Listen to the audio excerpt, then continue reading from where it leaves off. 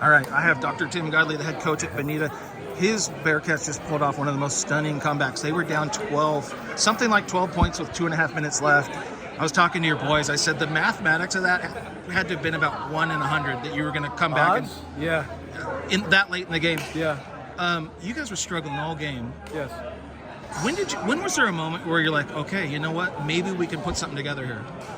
I think this team's kind of like that. You know, we were struggling offensively, really get some offensive rhythm. We were cajoling them to get them to kind of just make a few more passes and stuff like that. And I think it actually started with our defense.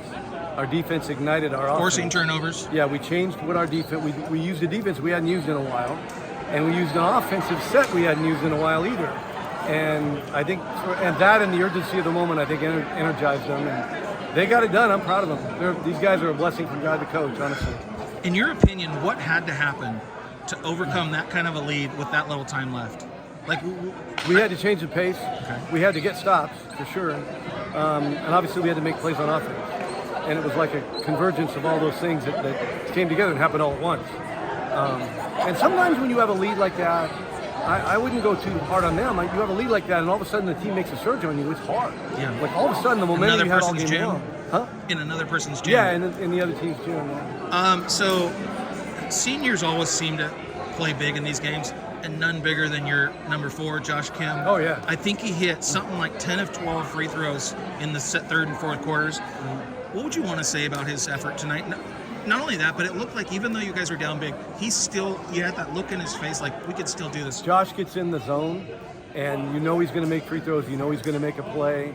I was super happy that he got fouled and went to free throw line because as a coach, you know when a guy is going to make free throws, and I had confidence in him to make it, and he did great. What has he meant to this program? Well, you have to remember, like Josh and Colton and JQ, Quintana, have been on varsity since they were freshmen. Okay. This is the culmination of like post-COVID building back the program. Yeah. We won 9 games 2 years ago. And then, after COVID, we had 11 guys graduate.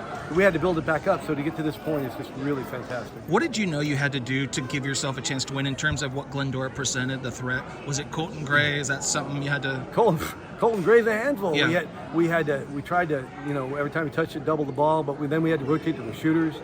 We had 10 games of stats on them, and they have 3 or 4 guys shooting in the high 30s or low 40s from 3. Yeah. So you have to respect that. And we had to double the post, we had to rotate, we had to close out, and then rebound. They go to the offensive boards really well. So last question I asked them, obviously Josh is going to get the headlines. Hunter made some big threes. Colton had some steals and buckets late that really helped you guys.